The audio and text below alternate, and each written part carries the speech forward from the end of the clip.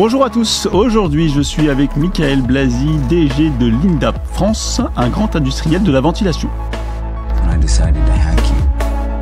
Whoever's in control of the exit nodes is also in control of the traffic, which makes me... Toi comme moi, on est à la tête d'entreprises aujourd'hui, très différentes, mais on a un point commun, on a chacun pour mission de guider les boîtes dans la bonne direction, d'avoir une vision long terme, des convictions et toujours un coup d'avance sur les autres. Enfin, on espère. Pour ça, bien sûr, l'IT a une place essentielle dans les stratégies et dans tes réflexions, j'imagine, notamment pour accélérer le business et optimiser la structure. Justement, j'aimerais que tu nous partages ta vision d'IT en tant que DG. Quelles sont tes priorités court et moyen terme? Comment tu gères le sujet IT au quotidien, tes convictions, expériences et tes peurs? Mais avant de parler de tout ça, traditionnellement, j'aimerais te poser une petite question et faire un saut dans le passé. Est-ce que tu peux me raconter ta première anecdote? La première anecdote de l'IT, en fait j'en ai deux. La première, elle va être personnelle. J'ai commencé comme beaucoup d'ados, je suis de la génération des années 80, avec effectivement les premiers ordinateurs domestiques. Et donc ma première expérience de l'IT, ça a été de créer des programmes. Et je me suis vite aperçu que, en fait, j'allais pas dompter l'informatique, mais c'est plutôt l'informatique qui allait me dompter. Donc ça, c'est le premier point, c'est ma première expérience personnelle. Non, la deuxième, effectivement, c'était une plaisanterie. La deuxième est quand même assez intéressante. C'est une expérience plus professionnelle dans les années 2000, fin 90, début 2000, sur une expérimentation industrielle, sur un bâtiment collectif où effectivement on venait récupérer un certain nombre on avait mis des capteurs et on devait collecter de la data en toutes les secondes, on va dire, sur un immeuble complet, des appartements, sur de la qualité de l'intérieur. On parlera un peu plus de nos métiers après, mais l'idée c'était de collecter de la data et sur des longues périodes. Et là, il faut se remettre un petit peu à l'époque, la communication entre les systèmes était un peu compliquée. Et là, l'expérience est un peu difficile puisque on venait effectivement sur site et puis on retournait effectivement après à l'industrie, enfin au siège, et puis qu'on pensait qu'on allait récupérer de la data, et puis quelques jours après, on s'apercevait qu'il n'y avait rien qui avait été collecté. Donc voilà, l'expérience était un peu le problème de communication. Aujourd'hui, ça s'est quand même bien amélioré. Clairement, surtout sur les remontées de données. Alors, est-ce que tu peux te présenter en quelques mots ton job, tes passions, ton parcours, et comment tu en es arrivé là ? Alors, mon job au quotidien, donc j'assure effectivement la direction générale de Lindab France. Je parlerai un peu plus effectivement de Lindab après. Alors, en quelques mots, en ce qui me concerne sur mon parcours, je suis de formation plutôt technique en base. Formation technique dans le domaine du génie civil. Alors je me suis un peu perdu au départ dans les études, comme je pense beaucoup de personnes, mais c'est pas grave, j'ai quand même trouvé la lumière à la fin, donc c'était bon. Formation technique, donc scientifique, bâtiment. Et puis après j'ai repris les cours du soir. Donc ça c'était un élément important dans mon étape, puisque j'avais fait une première erreur de parcours. J'avais une formation initiale qui m'a pas permis d'accéder à mes rêves. Donc j'ai repris les cours du soir aux arts et métiers, ingénieur thermique. Et puis comme j'aimais bien ça, j'étais un peu maso à l'époque, j'ai continué pour être dans le domaine du marketing, du management et du commerce. Et ce qui m'a permis effectivement après de me lancer dans une approche plus base technique et développement commercial et marketing. Et du coup, directeur général, c'était une cible ou ça s'est fait un peu par hasard? Alors, une cible, oui. À quelle date? Peu importe la date. En fait, ce qui est important pour moi, et ça c'est ma nature, c'est que je suis un constructeur. Je pense qu'il y a deux types de profils dans notre société, et il n'y en a pas une qui est mieux que l'autre. C'est qu'il y a les jouisseurs et les bâtisseurs. Et je me sens plus une âme de bâtisseur. Alors c'est pas forcément bien, parce que des fois, on oublie de profiter des choses. Mais par contre, donc en bâtissant, c'était effectivement de se dire, faut continuer à avancer. Faut jamais se reposer, jamais être sur ses lauriers. Donc continuer à avancer. Donc effectivement en direction générale, oui. Par contre, il faut toujours prendre du plaisir. Quand on effectivement on évolue, j'ai pris du plaisir dans la partie technique, j'ai pris du plaisir dans la partie commerciale, j'ai pris du plaisir dans la partie marketing, je prends du plaisir dans la partie direction générale. Donc tant que ça va dans ce sens-là, oui. Donc c'était un objectif qui est atteint à ce stade pour le moment. Lindab, grand groupe industriel, est-ce que tu peux nous le présenter et puis un peu nous expliquer c'est quoi les actualités chez Lindab pour ceux qui ne connaîtraient pas? Alors Lindab, c'est un groupe scandinave, à la base suédois, qui est coté à la bourse de Stockholm, qui fait 1,2 milliard en quelques mots. Et Lindab, en fait, s'est bâti sur une fondation solide dans le domaine de la ventilation des bâtiments. Alors la ventilation, c'est quoi? C'est j'amène de l'air et j'amène de l'air neuf qui vient de l'extérieur, puisque l'air effectivement est moins pollué à l'extérieur qu'à l'intérieur. Donc on amène de l'air, et puis on va reprendre de l'air qui est pollué à l'intérieur des bâtiments et on va le remettre à l'extérieur, pour faire simple, en quelques mots. Et donc l'objectif, la mission de l'INDAP, c'est de contribuer à avoir une bonne qualité d'air intérieur dans les locaux, que ce soit des bâtiments résidentiels, maisons individuelles, logements collectifs, mais aussi dans tout ce qui est tertiaire, et entre autres dans les salles de podcast aussi. Juste pour qu'on soit bien clair, ça n'est pas de la climatisation. Pas du tout. En fait, on est sur une boucle ouverte. Donc on prend l'air extérieur, on l'amène et on l'extrait. La clim, elle va prendre l'air à l'intérieur, la traiter, en chaud ou en froid, et elle va la traiter. Donc nous sommes des systèmes du même métier du génie climatique, mais complémentaires. C'est quoi l'actualité chez l'INDAP en ce moment ? L'actualité, c'est l'IT. En fait, et c'est pas parce que je suis là aujourd'hui. En fait, dans un groupe industriel, il y a des phases. On a opéré des phases d'investissement en production, dans tous les outils de production. Ça a duré pendant 6 ans, jusqu'à il y a encore 2 ans. Maintenant, on est dans l'entretien de ces outils qu'on a upgradé. Donc, on a vraiment investi beaucoup dans la production. On a, depuis maintenant 3 ans, procédé à de la croissance externe avec beaucoup d'acquisitions. Et depuis 2 ans, on est rentré dans l'ère, ce qu'on appelle de l'IT chez nous, où on a un gros plan d'investissement. Pour faire simple, le groupe prévoit d'investir 50 millions d'euros sur les 5-6 prochaines années.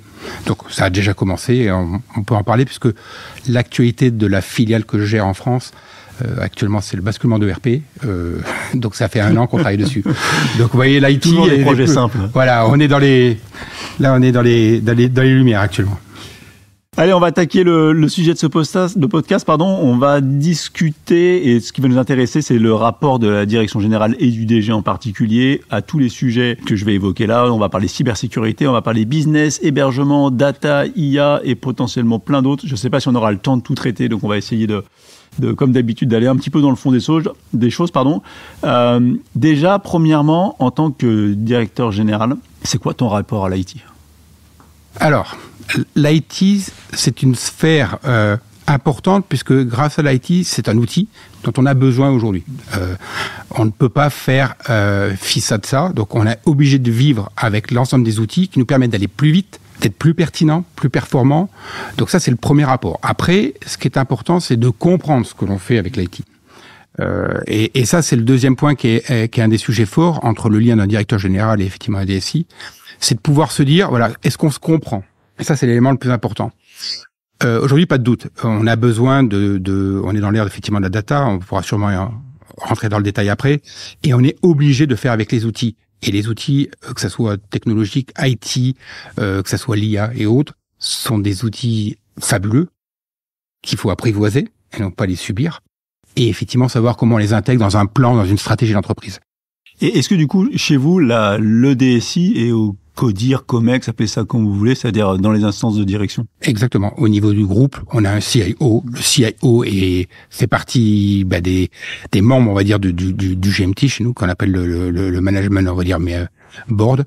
Et il en fait partie. Donc oui, c'est un sujet. Aujourd'hui, une société ne peut pas avancer sans mettre en lumière, on va dire, cette particularité qu'est l'IT, au même titre que la finance, au même titre que le marketing, quoi. C'est le niveau. C'est vrai que moi, d'expérience, on voit encore beaucoup d'industries, et essentiellement dans l'industrie, où on a encore le DSI qui est rattaché à la DAF. Oui. Et moi, ça me paraît complètement aberrant. C'est à part. En fait, c'est un volet à part. Il y a des sujets à part. En fait, le DSI doit venir en support de l'ensemble des activités par le biais de l'outil qu'est la technologie. Et de ce fait-là, il peut pas être rattaché plus à une DAF ou un DAF ou un marketing ou autre. En fait, c'est une fonction support de l'entreprise dans le cadre de son développement. Et cette fonction support, elle doit avoir effectivement son domaine de compétences, sa gouvernance. Et de ce fait-là, elle est effectivement un élément à part entière, quoi. Grands enjeux de l'IT pour les prochaines années. On va commencer par le sujet, j'ai envie de dire presque le moins fun, c'est la cybersécurité. Est-ce que vous, chez l'INDAP, vous avez déjà eu des attaques mineures, majeures? Est-ce que c'est un sujet qui est correctement identifié et qui est bien traité chez vous? Alors, on a pendant très longtemps cru qu'on était très très fort. Comme moi, je pense beaucoup d'entreprises qu'on pouvait pas se faire attaquer. D'ailleurs, beaucoup de prestataires nous avaient dit non mais vous êtes super bien. Puis avec l'arrivée d'un CIO là maintenant il y a quelques années, on a mis en lumière effectivement un certain nombre de points et donc cette notion d'attaque. Et je vais être honnête avec vous, j'avais aucune idée de est-ce qu'on subissait des attaques premièrement, et puis de savoir si on en subissait beaucoup. Et quand j'ai pu voir les chiffres apparaître, faut savoir qu'un groupe comme Lindab, donc qui est coté à la bourse de Stockholm, mais qui est un groupe international, c'est à peu près entre 2000 et 3000 attaques journalières. Alors, ces attaques qui peuvent être minimes, mineures, ça veut pas dire qu'il y a des gros risques, mais ça veut dire qu'il y a à peu près 2 à 3000 tentatives de rentrer dans les systèmes.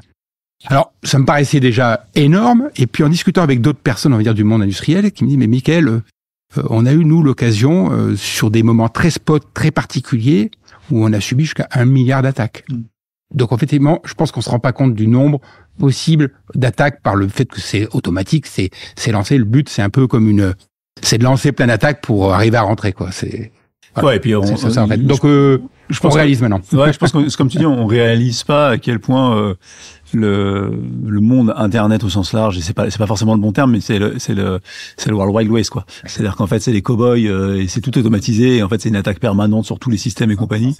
Et puis, c'est programmé. C'est-à-dire qu'en fait, c'est souvent aussi à des moments de faiblesse. C'est-à-dire que là, l'industriel avec qui je parlais me disait, écoute, Mickaël, tu vois, ça s'est fait pendant un pont, juste avant le pont. C'est-à-dire que pour que les personnes ne soient pas là, et on attaque à ce moment-là. En fait, donc c'est quand même des bandits des grands chemins. Hein. Ouais, puis depuis quelques années maintenant, il y a un autre type d'attaque j'appellerais ça de manière étatique, c'est-à-dire avec des gens qui sont hautement brillants et qui visent les industriels. Qui visent les industriels. Ouais. Il y a un certain nombre de confrères qui ont été effectivement, qui ont subi des attaques et qui ont payé le prix fort, entre guillemets. Ça peut mettre des boîtes à genoux. Donc, effectivement, c'est un vrai sujet, la cybersécurité. Lindab, effectivement, on a pris à cœur ces éléments-là. Et donc, aujourd'hui, on est structuré pour essayer de se protéger au maximum et effectivement de protéger en mettant effectivement le maximum de données et de communication en dehors, quoi. Et c'est quoi les grandes actions aujourd'hui que vous mettez en place pour bien dormir la nuit? Alors, la première chose, déjà, la cybersécurité, c'est bien d'en parler, mais il faut d'abord former, parce Lindab, c'est 5500 collaborateurs, et donc, ce sont aussi des failles, on va dire, dans le système pour pouvoir rentrer. Donc, ça veut dire former et informer. Donc, ça veut dire qu'on a des systèmes qui nous permettent, à travers des emails, tout ce qui peut être effectivement phishing et autres, de protéger, donc de donner cette culture de la protection. Ça, c'est le premier point. Le deuxième point, ça a été effectivement d'externaliser un certain nombre de serveurs dans le cloud, pour effectivement venir protéger, transférer un peu les responsabilités de protection. Ça, c'est le deuxième point. Et un troisième volet qui est actuellement en cours, c'est dans les outils que l'on utilise, de s'assurer que ces outils protègent. Par exemple, aujourd'hui, je pense que toute société peut utiliser des traducteurs, on va dire, anglais-français par exemple, et aujourd'hui, ce sont des sources, parce que toutes les données qui sont collectées dessus peuvent servir à certains. Donc, en fait, il faut malheureusement faire preuve de prudence chaque fois qu'on utilise un outil. Faut pas avoir peur, faut pas tomber dans mais faut faire preuve de prudence. Et le groupe essaie de se structurer, de donner les directives sur chacun de ces points, quoi. Sachant qu'en plus, dans l'industrie, et c'est pas faire offense, mais il y a des populations très disparates. C'est-à-dire, vous n'avez pas que des ingénieurs informaticiens. J'ai envie de dire, moi, dans ma boîte, c'est toujours un enjeu, la sécurité, mais bon, je parle quand même des gens qui ont un background technique important. Exactement. Dans une industrie comme la vôtre, il y a très large. Il y a de tout. Ouais. Il y a de tout, des personnes qui ne voient pas du tout le mal, donc effectivement, il y a tout, et il faut sensibiliser ce public. Déjà au risque, et puis quelque part les former, les informer. C'est ça qui est le plus important, c'est que des fois on fait des choses, on pense pas faire mal, mais malheureusement ça ouvre des portes à certains. Et moi je le dis parce que tout le monde peut se faire avoir par une attaque de phishing, tout le monde peut se faire avoir. Il suffit, comme tu dis, que ça tombe un jour où t'es pas bien réveillé et que... Exactement. Donc faut être très modeste sur ces sujets-là. Je vais faire la transition avec la cybersécurité. Alors, dernière question sur la cybersécurité. Est-ce que vous avez déjà eu des vraies attaques qui ont... Non, aujourd'hui, Lindab a pas subi de grosses attaques, on va dire, qui a mis un genou. Ouais, qui a mis un genou là-dessus, quoi. Ça c'est jamais arrivé. Donc pour le moment, on tape sur du bois, là. On tape sur du bois. On reste prudent, mais voilà. Donc on est vigilant parce que on sait que si ça arrive, ça peut être effectivement difficile pour un groupe qui est complètement connecté. On va dire, ça peut être difficile. Donc aujourd'hui, on peut pas faire une chaîne de prod avec du papier et un crayon. Exactement, c'est fini. Ça va me faire la transition. Tu parlais un petit peu cybersécurité et cloud. On va passer sur la partie hébergement. Est-ce qu'aujourd'hui, c'est un sujet chez vous, le cloud? Est-ce que c'est bien maîtrisé par tes équipes? Et c'est quelque chose qui est aussi piloté au sens global, parce qu'aujourd'hui il y a beaucoup de sujets internationaux apparemment, qui concernent les États-Unis. On va pas en parler. Est-ce que c'est un sujet qui pose problème ou pas? Donc aujourd'hui, non, c'est pas un sujet qui pose problème. Aujourd'hui, on a tout effectivement transféré dans le cloud, tout transféré dans le cloud. On n'a plus rien en local sur les postes. Donc tout est protégé, parce qu'en fait c'est comme ça qu'on assure aussi une certaine protection. Par contre, effectivement, on a transféré ça sur des serveurs, sur des endroits effectivement plus sécurisés que ce qu'on pouvait avoir par le passé. Donc ça a été une vraie stratégie là-dessus. Oui, donc non, nous on n'a pas perdu sur laquelle vous êtes parti il y a longtemps, quoi. Oui, il y a quelques années. Voilà, c'est pas d'hier. Donc aujourd'hui, on est et là par exemple, on est en train de basculer de ERP. On aura un nouvel ERP début d'année. Cet ERP sera lui aussi dans le cloud. Donc les connexions, il n'y aura rien sur les PC. Bon, voilà. Bonne stratégie. Et voilà. Parlons business. C'est quelque chose qui te tient à cœur. Comment tu mets l'IT au service du business? Comment tu arrives à concilier les deux qui sont pas forcément... Alors moi je connais beaucoup de clients qui me disent l'IT c'est toujours un frein. Ils ont du mal à se projeter sur le business. Est-ce que c'est quelque chose que tu ressens et comment tu manages ça? Non, l'IT est un vecteur incroyable pour relier le client à son industriel distributeur, entre guillemets, pour une raison très simple, c'est que aujourd'hui, on voit qu'on a besoin de ces outils de communication, ces passerelles-là, et donc, ça en fait partie. Il faut vivre avec. C'est aussi, grâce à l'outil, ça permet aux entreprises d'aller chercher des volets de croissance. Je vais prendre un exemple très simple. C'est juste pour imager, il y en a qui l'ont compris bien avant, dans certaines chaînes de fast-food, pour pas donner de nom, on vous met des bornes automatiques où en fait c'est la borne qui va vous proposer de vous suggérer des choses. On a enlevé le contact humain parce que on se dit que celui qui servait, des fois il allait pas, par exemple, suggérer les cacahuètes qu'on met sur la glace et qui coûtent 1 euro de plus, c'est un exemple, ou 50 centimes, peu importe. Tout ça pour dire que la machine aujourd'hui c'est un outil, la machine ou l'IT ou ce que l'on veut, c'est un outil qui doit permettre d'accroître les niveaux de vente, de suggérer.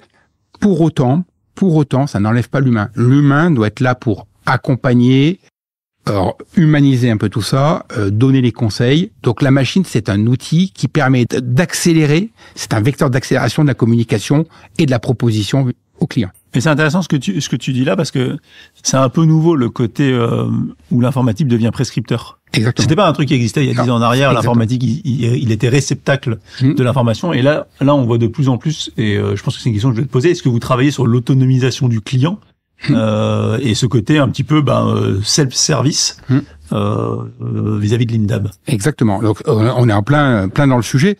Aujourd'hui, ce qu'on s'aperçoit, c'est que les clients veulent aller vite. Pour aller vite, il faut avoir de la disponibilité et que des fois, comme toute société, il y a des goulots d'étranglement. Ça passe pas. Donc, pour ça, la manière de solutionner cette approche, ce point-là, c'est de pouvoir transférer des outils à nos clients qui permettent effectivement d'être autonomes dans un premier temps, si besoin de venir effectivement s'appuyer sur la structure l'INDAB, et donc en cascade de gagner en rapidité, en expérience client. Et donc ça, c'est un élément important. Aujourd'hui, préparer les outils pour les clients en amont, ça nous permet nous aussi de contrôler ce que l'on met dedans. Et quand je dis contrôler, c'est-à-dire que par exemple, si on veut mettre des produits plus en avant que d'autres, ou souligner une information sur un produit qu'on n'avait pas par le passé, grâce à l'informatique, ça nous permet effectivement d'avoir ce lien de communication un petit peu en continu, cette fluidité qu'on n'a pas sinon à côté. Est-ce que tu peux donner un exemple d'outils que vous avez mis comme ça en self-service sur les clients? Ouais. Alors aujourd'hui, on a des outils qui sont propres sur tout ce qui est dimensionnement. Par exemple, si je prends un exemple sur une maison individuelle, vous avez besoin aujourd'hui de dessiner un système de ventilation. Cet outil va vous faire toute la partie dessin, donc graphique, mais va aller plus loin avec toute la partie technique, donc étude des pertes de charge, va pouvoir vous dimensionner toute l'installation, vous dire voilà quel moteur utiliser pour extraire votre air, et en cascade va vous sortir effectivement l'ensemble des matériels ou des possibilités des choix que vous allez pouvoir opérer dessus, et jusqu'à l'arrivée à avoir une sorte de devis, on va dire, qui vous est propre. Donc, ça rend complètement autonome de la feuille 0, feuille blanche, jusqu'à la création du système complet, avec des guides et des aides à l'intérieur, jusqu'à la finalité. Pour autant, comme je le disais tout à l'heure, on n'enlève pas l'appui commercial de nos sociétés, où on est là pour peut-être répondre à des questions plus pointues et d'enlever les tâches courantes qui servent à rien. Les banques l'ont bien pensé depuis un moment. Aujourd'hui, vous devenez de plus en plus autonome quand vous faites effectivement vos actions. Qui va encore à la banque? Voilà, exactement, c'est ça. Non, puis ça permet, je pense, de recentrer les équipes commerciales sur les trucs compliqués, quoi, les trucs qui ont de la valeur, quoi. Sur des sujets, parce que le devis basique ou il n'a pas l'intérêt. Et puis ça permet de transférer une charge au client. Exactement. Et puis ça permet aussi, il y a un autre élément qui est important qui est propre à notre métier, la ventilation. Donc on transporte de l'air qui est non visible.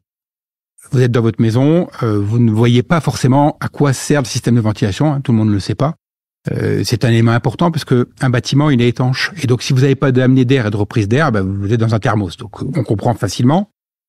Mais pour autant, ce système, il fonctionne tout seul aujourd'hui. C'est-à-dire que vous pouvez pas ni bouger, ni l'augmenter, ni le baisser. Contrairement à de la climatisation ou du chauffage. Si vous n'êtes pas bien, vous allez monter votre température ou la baisser. La ventilation, vous le faites pas. Et donc, au travers de ces outils IT, en fait, on démocratise un petit peu ces systèmes. Ce qui fait que les gens se les approprient. Et en s'appropriant les systèmes, ça les fait reconnaître. Je pense que le contact qu'ils peuvent avoir les gens, c'est quand ils ont un sous-sol, ou si c'est pas ventilé, c'est humide. Exactement. Là, quand c'est visible, qu'il y a de la dégradation. Quand c'est visible, la dégradation, on le voit. Mais sinon, à la VMC, ce genre de système, on voit pas à quoi ça sert. Exactement. Absolument, quoi. C'est quand on voit l'apparaître et moisissure, on se dit là, il y a un petit problème. Là, il y a un petit problème. Mais c'est typiquement ce à quoi servent les systèmes de ventilation de manière générale, quoi. C'est ça. Est-ce que niveau vente, là, on a parlé de l'autonomisation, mot compliqué, du client, mais est-ce que ça aide à vendre aussi? Est-ce que vous avez des projets autour de vente grâce à l'IT? Alors, oui, bien sûr. Parce que vous êtes dans des métiers qui sont très B2B. Et on est uniquement, alors, quand je dis uniquement à 99,9% en B2B, on ne vend pas effectivement au client final, à l'utilisateur. Donc, on vend à des professionnels, que ça soit de la distribution, de l'installation, ou même industriel, puisqu'on revend aussi aux industriels. Donc, effectivement, on parle avec des personnes qui connaissent nos métiers. Alors, pour autant, est-ce que ça fait, effectivement, ça peut développer le business? Oui, bien entendu. Ça permet de développer le business. Ça permet, effectivement, de faire connaître l'offre complète et puis de laisser le choix, effectivement, au client de dire, je préfère tel produit ou tel autre. Et puis, ça nous permet aussi, par le biais de ce suivi-là, de se dire, quels sont les produits qui plaisent le plus ou plaisent le moins. Et entre autres, on parlait d'un outil, donc là on change l'ERP, on basculera dessus, c'est la partie e-commerce. Ça c'est un élément important. Le e-commerce, mais toujours en B2B, pas B2C. Donc on n'est pas sur la plateforme d'accès à tout le monde, mais ça permettra de fluidifier entre le client et le fabricant. Alors ça sera des passerelles, on va dire, plus facilitées sur les passages de commandes, visualisation des stocks. Donc bien sûr qu'il y a un vrai intérêt pour nous. Question qui n'a rien à voir en termes d'organisation interne. La DSI, c'est combien de personnes? Est-ce qu'ils sont isolés dans un bâtiment et on ne veut jamais les voir, ils sont au moins un? Est-ce que vous les avez répartis au niveau des services métiers? Comment ça fonctionne l'orga pratique? Donc au niveau du groupe, c'est 60 personnes qui sont effectivement des bâtiments, mais qui viennent appuyer l'ensemble des services. Et après, quand on décline tout ça au niveau effectivement région, donc on a des personnes effectivement au niveau région qui viennent faire le relais entre le groupe et les opérationnels terrain de filiales. Et en filiale, ce sont des personnes qui viennent effectivement en appui sur l'ensemble de la structure. Donc non, on n'est pas du tout dans l'image de l'IT homme de caverne qui est planqué, pas du tout. Au sous-sol, sans lumière. Mais non, pas du tout. Ton DSI, tu lui parles souvent? Oui. Oui, parce que en fait, les sujets informatiques, ils sont quotidiens en fait. Alors ça peut être soit sur du matériel, donc on a effectivement des prestataires aussi extérieurs qui viennent en appui, soit sur du matériel, soit effectivement dans le cadre de développement d'outils, on va parler de logiciels. On a effectivement des développements d'outils qu'on met à disposition de nos clients. Enfin, donc oui, c'est du quotidien. En fait, on parle de l'informatique au quotidien et d'autant plus actuellement avec un basculement de RP. Je peux dire que c'est 80% de mon temps aujourd'hui, l'IT. Je vais faire une transition vers la data. Aujourd'hui, on entend beaucoup de gens parler de data. On entend beaucoup aussi de bullshit par rapport à ça. Est-ce que je me permets le terme? Est-ce qu'aujourd'hui, la data, c'est un enjeu chez vous? Est-ce que vous en faites vraiment quelque chose? Est-ce qu'il y a des projets concrets qui émergent ou c'est encore un petit peu flou et fantasmagorique? Alors, la data, aujourd'hui, celui qui pense que c'est du bullshit, je pense qu'il se trompe. Ça, c'est le premier point. Il se trompe pour une raison très simple. C'est que la data, en fait, chaque geste que l'on fait au quotidien, en fait, il y a des éléments qui sont associés et qui peuvent être utilisés. Après, il faut savoir quelle data. Et puis, la data, c'est juste une donnée. Il faut savoir l'analyser derrière. Donc, le vrai enjeu, il est, par le passé, c'était collecter de la data. Aujourd'hui, c'est pas tellement l'enjeu. L'enjeu, c'est comment l'analyser, cette data. Et comment la transformer en création de valeur. Ça, c'est un point important. Alors, pour l'INDAB, effectivement, aujourd'hui, c'est très important. Je vais juste vous donner quelques idées. Quand vous êtes dans votre logement, le matin, vous vous levez, vous allez dans votre salle de bain, vous dégagez de l'humidité par votre douche, et ainsi de suite. Donc là, le système, lui, aujourd'hui, à l'instant où on parle, mécaniquement, il s'adapte. On appelle ça des systèmes hygroréglables, donc ils vont s'adapter mécaniquement. Mais comme on est dans l'ère maintenant de la partie digitalisation, en fait, on est en train de mettre un certain nombre de capteurs en place qui vont permettre d'adapter la ventilation, vous suivre dans vos activités, et donc Quand vous êtes dans la cuisine, on va avoir un peu plus de ventilation dans la cuisine parce que vous avez des dégagements de polluants quand vous faites la cuisine, quand vous êtes dans votre salle de bain ou quand vous êtes dans votre salon. Et donc, grâce à ces datas que l'on collecte, on va pouvoir imaginer des scénarios d'occupation. Grâce à ces scénarios d'occupation, on va pouvoir dimensionner des systèmes et donc les rendre les plus efficaces. Aujourd'hui, si je mets un caisson de ventilation qui tourne non-stop à plein régime, je consomme pour rien. Et j'en ai pas besoin. Donc, il faut un système qui s'adapte le mieux à l'occupation du local. Donc, et ça, c'est un exemple concret, ce qui nous permet d'adapter les consommations, d'avoir un circuit donc plus vertueux de consommation, grâce à de la data qui a été analysée pour le bien d'un système. Ça, c'est un projet ou c'est aujourd'hui, ça existe déjà depuis de nombreuses années en ventilation, mais on est sur des systèmes qui étaient une collecte de données mécaniques. Je vais prendre un exemple. La notion hydro-réglable, c'était une sorte de tresse humide qui venait s'imbiber, qui venait actionner quelque chose. D'accord. Demain, ça c'est fini. Ouais. Aujourd'hui, on est dans la collecte électronique qui va nous permettre après de pouvoir piloter tout un système. Donc, on rentre dans une autre dimension. Et ça, c'est intéressant aussi pour l'industriel, parce que ça ouvre des champs des possibles qui n'étaient pas avant. Et puis, ça fait de la création de valeur. Et ça reboucle avec le point que je disais tout à l'heure, c'est que ça permet aussi à l'occupant, à terme, de s'approprier le système. De voir, effectivement, tiens, là, ça a augmenté en ventilation à telle pièce parce que je suis dedans, je suis en train de faire ça. Ça m'indique, par exemple, la teneur en CO2. Je vais donner un exemple très simple aujourd'hui, et grâce à la collecte de data. Vous avez aujourd'hui, par exemple, un exploitant d'un hôtel. Aujourd'hui, il vous loue la chambre d'hôtel, par exemple, je sais pas, 130 €. Demain, vous verrez apparaître des chaînes d'hôtels qui vous diront, écoutez, c'est 130 € la nuit, mais par contre, on a des chambres avec une qualité d'air intérieur bon niveau. Contrôlé, maîtrisé, vous aurez les indicateurs à l'intérieur. Par contre, les ppm, tout, vous saurez que vous allez dormir à un endroit plutôt sain, plutôt bon. Par contre, monsieur, c'est plus 130, c'est 135 ou 140 € la nuit. Donc, en fait, grâce à la data et le fait qu'on vous prouve que vous êtes dans un bon environnement, ça peut être vecteur aussi de croissance économique et bien-être. Moi, c'est marrant ce que tu dis ça, parce que j'ai toujours pensé qu'il devrait exister des bars ou des cafés avec air...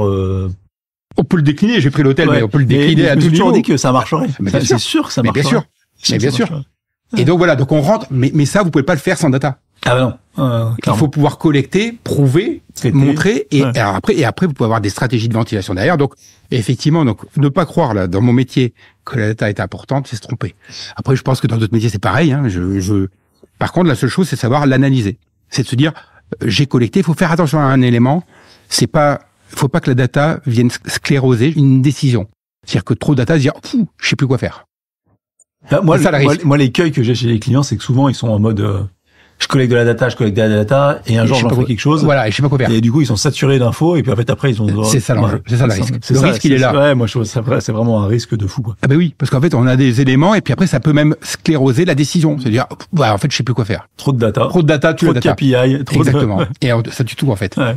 Donc c'est ça l'enjeu. En fait, aujourd'hui, faire attention, avoir la bonne collecte de data, la bonne analyse, et pouvoir la traduire avec quelque chose d'opérationnel, qui apporte d'actionnable auprès de l'utilisateur, du client, ou voire même de celui qui va exploiter derrière, ou de l'industriel qui va développer. Est-ce que vous avez un responsable data, ou vous avez un pôle data, ou... Alors, aujourd'hui, au niveau du groupe, c'est en train de travailler. Non, on n'a pas aujourd'hui quelqu'un. Alors, on n'a pas quelqu'un pour la partie collecte, mais par contre, au niveau de l'INDA France, on a mis en place un data analyst.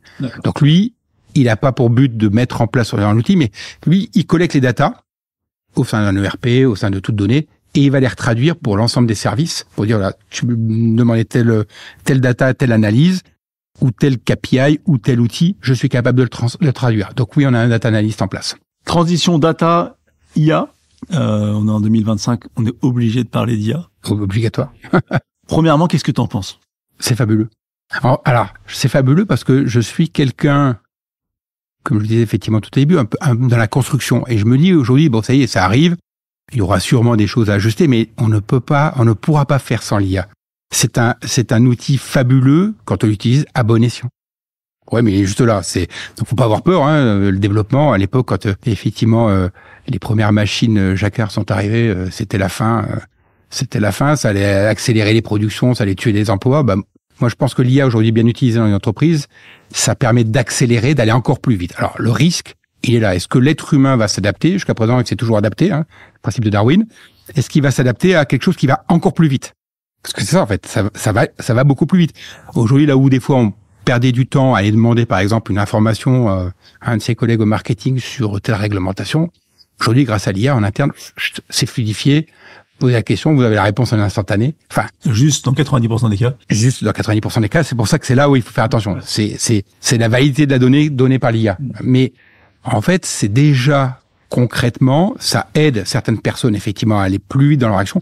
Ça a aussi aidé des personnes dans la manière de communiquer, des personnes qui étaient effectivement peut-être qui avaient des modes de communication un peu difficiles, un peu choquants vis-à-vis de ses collaborateurs. En passant par l'IA, on rend les choses un peu plus, on édulcore, un peu plus lisse. Et certaines personnes se disent, mais en fait c'est fantastique. Enfin, il a complètement changé. En fait, c'est pas lui qui a changé, c'est qu'il s'est fait assister. C'est presque flippant. C'est presque flippant. Mais voilà, alors moi je vois le côté quand même très positif de la chose. Il y aura ton IA qui parlera à mon IA. Et c'est exactement ça. Aujourd'hui, l'IA, pour un DG, l'IA, c'est son compagnon de route maintenant. C'est-à-dire que là où avant le DG était seul à se poser des questions, je remonte peut-être 20 ans ou 30 ans en arrière, on disait d'ailleurs l'isolement du dirigeant. Ouais. Aujourd'hui, le dirigeant, il est plus isolé. Après, par contre, est-ce qu'il a la bonne information? C'est une autre donnée. Mais il est plus isolé. S'il veut échanger avec quelqu'un au-delà de l'humain sur une problématique et autres, il peut échanger. Si vous demain vous posez à l'IA, vous dites voilà, je sais pas, j'ai telle difficulté dans mon entreprise ou telle autre, quel est ton avis? Vous donnez plein d'avis. Donc vous êtes plus tout seul en fait. Et ça, c'est un compagnon de route. Après, il faut choisir son compagnon de route. Moi, le sujet sur ton cas là, c'est que moi, je pense que l'humain disparaîtra pas parce que l'IA est bien pour éclairer, elle est pas terrible pour décider. Exactement. C'est-à-dire que si tu lui demandes de moi les trois manières de faire quelque chose, elle va t'en donner trois. Tu lui dis c'est laquelle la bonne, et en fait c'est là où en fait elle est pas terrible. Elle sera jamais aussi bien qu'un humain qui te dit droit dans les yeux. Non mais moi mon intime conviction c'est que c'est la B. C'est ça. Et puis l'être humain il a une chance, il a un capteur que n'a pas l'IA, c'est le feeling.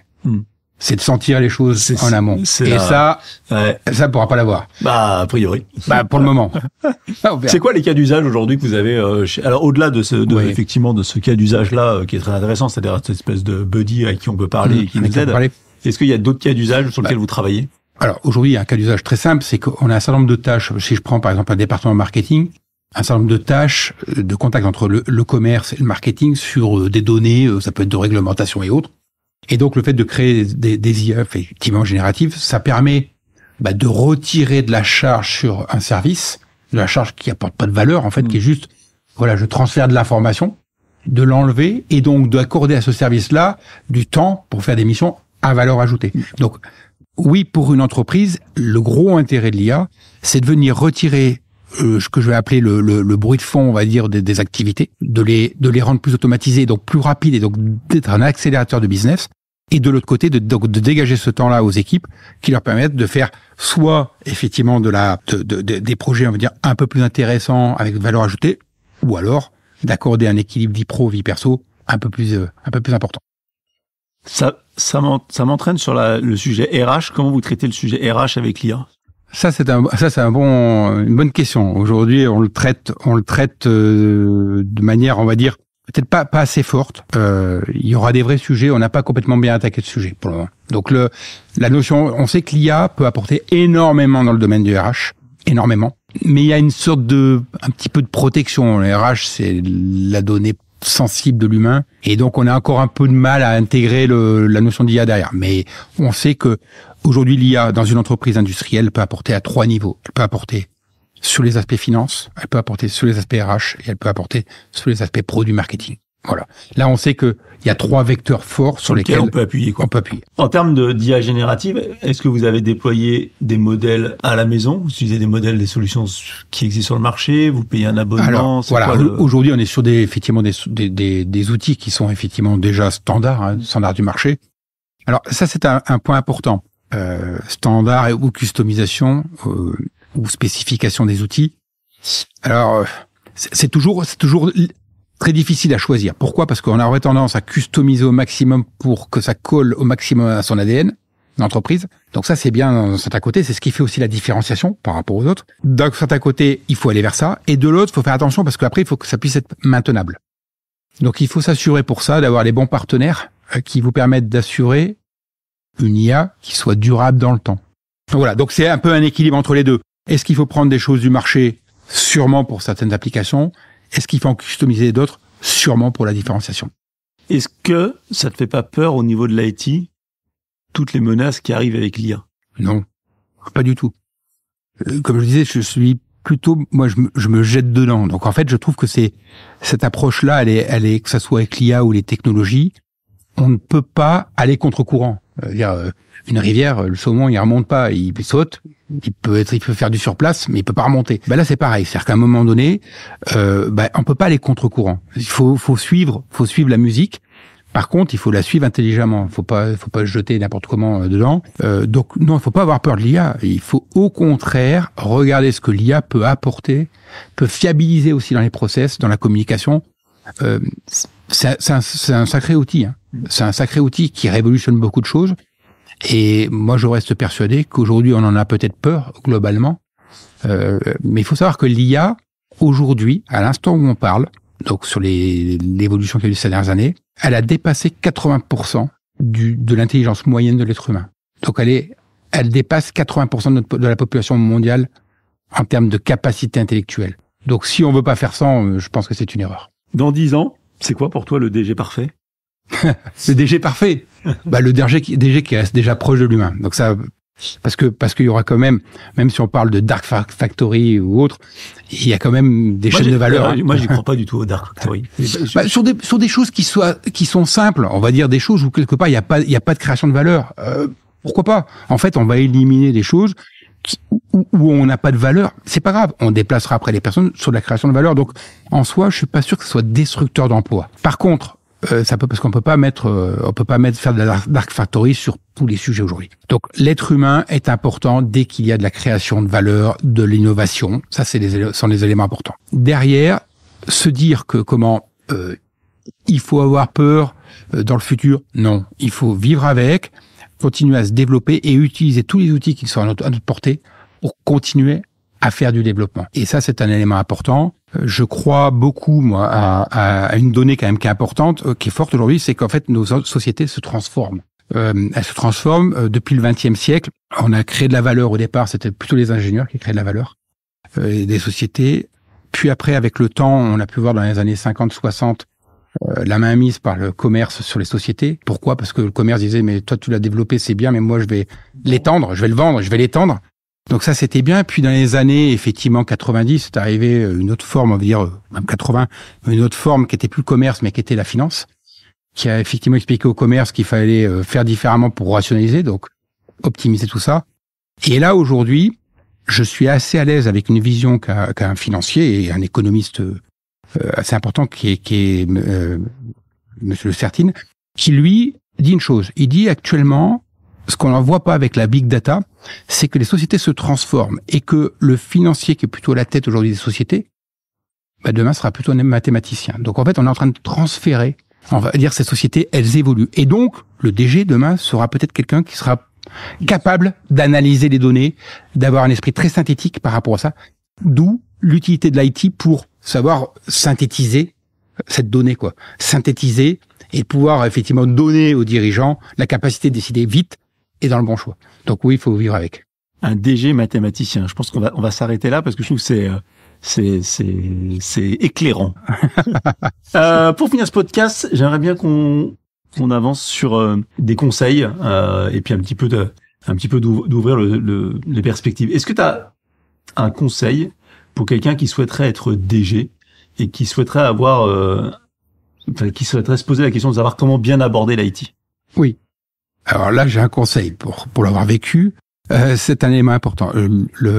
Pour un DG, il faut être bien accompagné. Bien accompagné par un financier, certes, bien accompagné au niveau commercial, mais bien accompagné sur l'IT.